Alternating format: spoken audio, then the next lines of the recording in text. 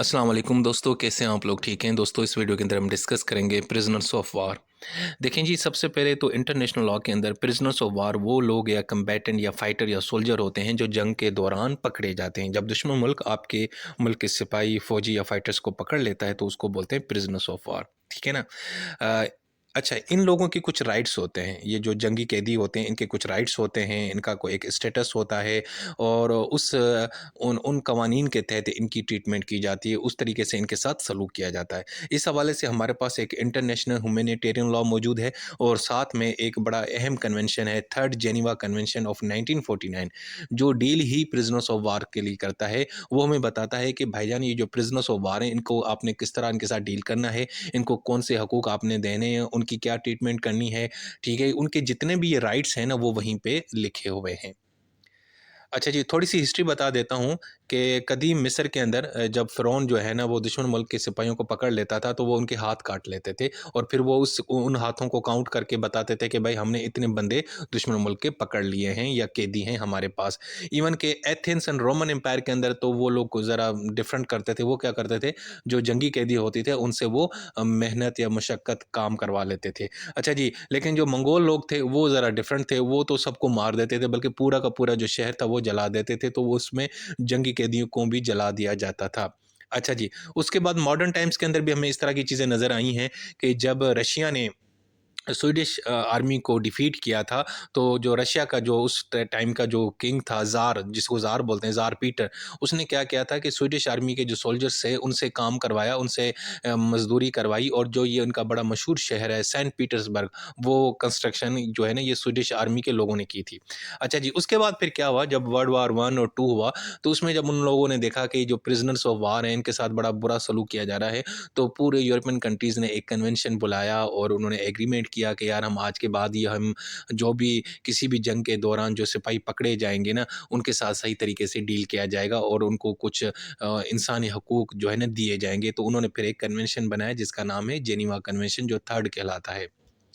अच्छा जी, इसके अलावा एक कुछ कंट्राडिक्शन भी हमें नज़र आती है इंटरनेशनल स्टेटस के ऊपर। जो इंटरनेशनल कंट्रीज़ हैं, जैसे अमेरिका है, ये है वगैरह, ये दावा तो बहुत करते हैं कि जी हम ह्यूमन राइट्स के चैंपियन हैं, वो है, लेकिन अगर देखा जाए तो उनकी अपनी जो बड़ी मशहूर मशहूर तो मशहूर भी है और बड़े बदनाम किस्म की जो जेल है, गुआंटानामो बे, वहाँ पे जिस तरह कैदियों को रखा जाता है, किस सूरत हाल में रखा जाता है, क्या उनके साथ ट्रीटमेंट की जाती है, वो आप सब लोगों को पता है। आपने सब जाके गूगल करेंगे तो आपको सारी चीज़ें नज़र आ जाएँगी। आप वहाँ पे तस्वीर देख सकते हैं, किस तरह उनके साथ उनको डिग्रेड किया जाता है, साइकोलॉजिकल उनको जो टॉर्चर किया जाता है, अब मैं आपको क्या बताऊँ। तो ख़ैर ये भी एक कंट्राडिक्शन है। एक तरफ तो वो इंटरनेशनल लॉ की बात करते हैं, प्रिजनर्स ऑफ वार के हुकूक की बात करते हैं, लेकिन वो खुद अपनी जेलों के अंदर लोगों के साथ क्या करते हैं, कैदियों के साथ, वो सारी दुनिया को पता है। अब देखते हैं डेफिनेशन क्या है। जी, डेफिनेशन में ये है, जो थर्ड जेनीवा कन्वेंशन है उसका जो आर्टिकल 4 है, वो ये उसने एक लिस्ट दी है कि भाई ये जो लोग हैं ना, अगर पकड़े जाएँगे ना किसी भी जंग के दौरान, तो हम इनको प्रिजनर्स ऑफ वार की कैटेगरी में लाएँगे। उसमें सबसे पहले तो वो लोग जो सिपाही हैं, सिंपल, ठीक है? अगर वो सिपाही पकड़े जाएँगे तो वो प्रिजनर्स ऑफ वार कहलाएँगे। इसी तरीके से वो लोग जो मेंबर्स हैं किसी मिलिशिया के या छोटे-मोटे जो मिलिट्री ग्रुप्स बने होते हैं, ठीक है? इसी तरीके से वो सिविलियंस जो आर्मी के साथ काम कर रहे हैं, रिपोर्टर्स हैं, जो जो है ना ड्राइवर्स हैं, सप्लायर्स हैं, वो लेकिन वो ऑफ़िशियल परमिशन में काम कर रहे हैं अगर सरकारी तौर पे, तो वो पकड़े जाएँगे तो वो भी प्रिजनर्स ऑफ वार कहलाएँगे। इसी तरीके से वो शिप्स या एयरक्राफ्ट हैं तो वो सिविलियन, लेकिन वो कॉन्फ्लिक्ट के दौरान इस्तेमाल हो रहे हैं और उनका जो क्रू है, उनके अंदर जो वो लोग जो उनको इस्तेमाल कर रहे हैं, वो पकड़े जाएँगे तो वो भी प्रिजनर्स ऑफ वार कहलाएँगे। इसी तरीके से वो आम शहरी जो हथियार उठाता है किसी जंग के दौरान और वो जंगी कवानीन को फ़ॉलो करना शुरू कर देता है, वो पकड़ा जाएगा तो उसको भी प्रिजनर्स ऑफ वार की कैटेगरी में लाया जाएगा। बाकी डॉक्टर, नर्सेज़, चैपलेन ये वगैरह ये इस कैटेगरी में नहीं आते। अच्छा जी, अब इसका लीगल फ्रेमवर्क क्या है? तो सबसे पहले तो मैंने आपको ये थर्ड जेनीवा कन्वेंशन बताया, ये डील करता है प्रिजनर्स ऑफ वार के बारे में और ये आम तौर पे वो जो इंटरनेशनल आर्म्ड कॉन्फ्लिक्ट होते हैं ना, जिनमें 2 मुल्कों के बीच में लड़ाई, तो उसको ज़्यादा ये डील करता है। इसके अलावा एक फिर इसी जेनीवा कन्वेंशन के साथ एक एडिशनल प्रोटोकॉल ऐड किया गया था 1977 में। उसमें उन्होंने कहा कि यार वो लोग जो अपनी आज़ादी के लिए जंग लड़ते हैं या ऐसा कोई मुल्क है जिसके ऊपर कॉलोनियल रूल है या फॉरेन ऑक्यूपेशन है, किसी दूसरे मुल्क ने कब्जा किया हुआ है, तो वो जो लोग अपनी आज़ादी के लिए जो जंग लड़ते हैं वो भी प्रिजनर्स ऑफ वार की कैटेगरी में आएंगे अगर वो पकड़े जाएंगे। इसी तरीके से हमारे पास वैसे कस्टमरी इंटरनेशनल लॉ भी मौजूद है। इन सारे कवानीन से पहले कस्टम्स तो मौजूद हैं। ये पुरानी कस्टम्स हैं कि जब भी किसी दुश्मन मुल्क का जंगी या सिपाही पकड़ा जाएगा तो वो आपने वापस करना होता है, उसका सही ख्याल रखना होता है, क्योंकि ये ना जंग के कवानीन में आता है कि इज़्ज़त और एहतराम देना है। भले दुश्मन है लेकिन जो कैदी होते हैं, जंगी कैदी, उनका आपने ख्याल रखना है और बाकी जो सिविलियन हैं उनके साथ उनको आपने कुछ भी नहीं करना। ठीक है ना? इवन कि वो जो कंट्रीज़ जो जेनीवा कन्वेंशन को जो फॉलो नहीं भी करते तो वो फिर भी इस कस्टमरी इंटरनेशनल लॉ को फॉलो करते हुए प्रिजनर्स ऑफ वार का ख्याल रखते हैं। अच्छा जी, इसके अलावा हैग रेगुलेशन है 1907 में, ये हालाँकि सबसे पहले एक रूल्स बनाए गए थे, इवन के जेनीवा कन्वेंशन से पहले, फिर बाद में जेनीवा कन्वेंशन ने इसको रिप्लेस कर दिया। अच्छा जी, इसके अलावा एक इंटरनेशनल इदारा है, जो जब भी प्रिज़नर्स ऑफ वार जो है ना वो उनकी देखभाल के लिए काम करता है, इवन कि जब सिपाही पकड़े जाते हैं, तो फिर किस सूरत-हाल में रखे जाते हैं, किस कैंप में रखे जाते हैं और किस तरह को उनको डील किया जाता है, ये सारा फिर ये मामला ये इंटरनेशनल इदारा देखता है जिसका नाम है international committee of red cross. ये लोग विजिट करते हैं। मिसाल के तौर पर एक मुल्क ने 5 से 6 जो सिपाही हैं दुश्मन मुल्क के पकड़ लिए हैं। अब वो उनको किस कंडीशन में रख रहा है, उनको क्या खाना फूड प्रोवाइड किया जा रहा है और उनके साथ कोई ज़्यादती तो नहीं हो रही, कोई उनके साथ जो है ना डिग्रेड तो नहीं किया जा रहा। तो उसको देखने के लिए ये जो इंटरनेशनल इदारा है ये विजिट वगैरह करता रहता है। अच्छा जी, अब इनके राइट्स एंड प्रोटेक्शन पढ़ते हैं प्रिजनर्स ऑफ वार के। सबसे पहले तो ह्यूमैन ट्रीटमेंट करनी है, यानी कि आपने बड़े प्यार मोहब्बत से पेश आना है, इज़्ज़त देना है, डिग्रेड नहीं करना, टॉर्चर नहीं करना। उसके अलावा प्रोटेक्शन फ्रॉम इंट्रोगेशन, यानी इंट्रोगेशन के दौरान अगर थोड़ा बहुत आप पूछ सकते हैं कि भाई वो बंदा ये बता सकता है कि मेरा नाम क्या है, रैंक क्या है, ये है, वो है। मज़ीद आप उनसे नहीं ये इंट्रोगेशन नहीं कर सकते और तशद्दुद उसके दौरान भी बिल्कुल भी यानी कि इसके ऊपर पाबंदी है। ठीक है जी? अच्छा जी, इसके अलावा लिविंग कंडीशंस बेहतर होनी चाहिए। जिस जगह पे आप उनको रख रहे हैं वो बिल्कुल ठीक हैं। सैनिटेशन, कपड़े, मेडिकल केयर ये सारा कुछ ठीक है, ताकि वो महफूज़ रहें, ठीक है? और दूसरा राइट टू कम्युनिकेशन, आर्टिकल 71 के तहत प्रिज़नर्स ऑफ वार जो है ना, वो ख़त लिख सकते हैं, ख़त उनको रिसीव किए जा सकते हैं, यानी संदेश से आते हैं, हाँ, ये इस तरह कह सकते हैं वो।